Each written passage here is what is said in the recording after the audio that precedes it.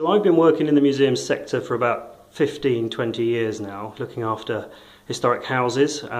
This role came to me 18 months ago, and my challenge is to take the Museum of Leathercrafts collection to the public.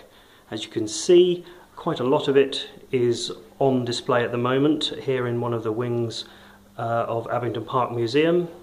The reality is, though, what looks like quite a lot is actually just the tip of a very large iceberg. The collection, you've probably seen my previous video, all those thousands of objects hidden in boxes in our storeroom. The whole collection amounts to over 5,000 objects, over 3,500 volumes of books on leather-related objects going back to the mid-19th century. We've also got over 10,000 slides and images of tanning, tannery, various creative processes, all to do with the design and production of leatherwork. The thing that is sticking out for me, the reason why I wanted to share this video right now, is that we're coming to a point in the museum's journey where we have to ask a serious question, which is this collection large enough to stand on its own 2 feet as a museum, or do we need to rethink what the future of the collection is? From my own personal point of view, the items are of international significance. The stories we can tell, the history of the design work, the craft of the leather manufacturers and tanners from time immemorial is all preserved within our collections. No other museum has the ability to tell such a narrative story.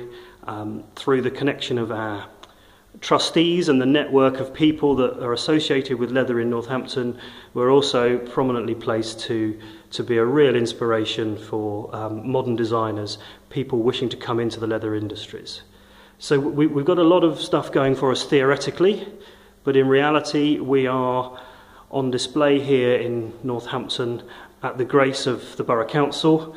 We don't pay rent when we perhaps should do, and we have limited funds available to us over the next 2.5–3 years to come up with a long-term solution for the museum. Over the next few months I shall be taking something akin to this video on the road. I'll be going to the media, to the press, to anybody who will basically listen to me, to be honest, to ask that question. We really need help and support in terms of what happens. It's quite vulgar to talk about money, but I would suggest that if you were to put an insurance value on the entire collection, it would be well into the millions. And the sad reality is that if within the next 12 years the trustees cannot secure a long-term future for the collection, the likelihood is that it will be disbanded. The 12 years seems like a long time, but in planning and developing things, the opportunity to start must happen right now.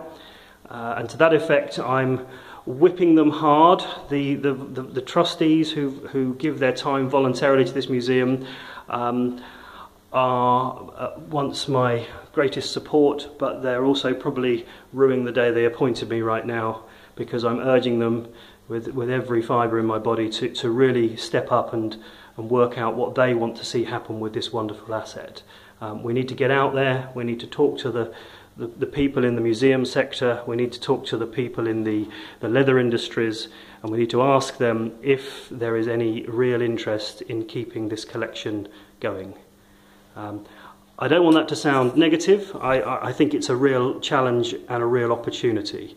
To be sitting on a collection that the public haven't seen, to be able to offer the design world a complete resource for one particular field of design work, luggage and leather goods and leather industries, it's an enormous resource. It's such an honour to be allowed to be part of it. And I hope that over the next 1.5–2 years of my tenure here, we will crack this chestnut, and we'll be reporting to you very shortly that we have a home, and we have a creative space, and we have the funds necessary to certainly sustain us over the next 5 to 10 years.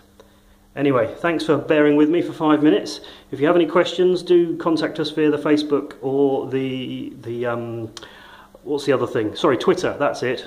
Contact us via Facebook or Twitter. Thanks again. Bye.